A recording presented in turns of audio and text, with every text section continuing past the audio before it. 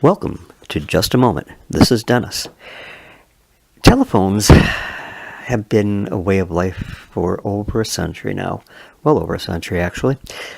And today, we'd be hard-pressed to exist without our cell phones.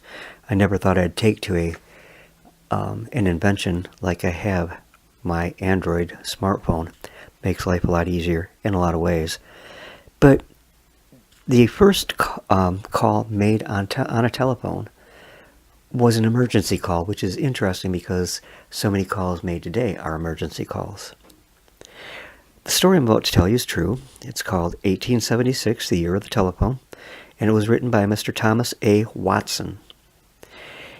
Just a side note first, in 1874, Thomas A. Watson, a young assistant in the Charles William Electrical Shop in Boston, was assigned to help Alexander Graham Bell with his work on a harmonic telegraph, a device which could send several messages simultaneously over a single telegraph wire. Following then is Watson's own account of that early development of the telephone, recorded in 1926. I first met Alexander Graham Bell in 1874 when he came to the shop in Boston where I was working to have his harmonic telegraph constructed. The work was assigned to me. During the months that we worked together on his telegraph, Bell often spoke to me of another invention he had in mind. It was the telephone. I remember my surprise when he first told me that he expected soon to be able to talk by telegraph, explaining to me that his conception of an electric current that would copy the vibrations of speech. Guided by the light of his own wonderful theory, Bell found the road leading to the realization of his speaking telephone idea.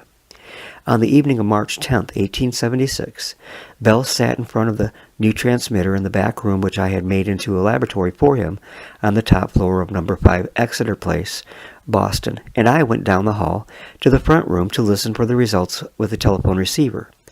But as Bell was about to speak into the new instrument, a motion of his arm upset over his clothes a battery jar of acidulated water.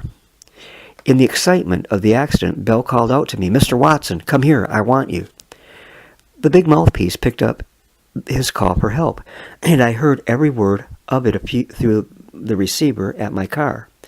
The new transmitter was better than we had even expected or had dared hope. Bell forgot the accident in his joy over the success of the test that filled the entire evening. And this first sentence ever sent through the telephone, although apparently very commonplace, was really significant.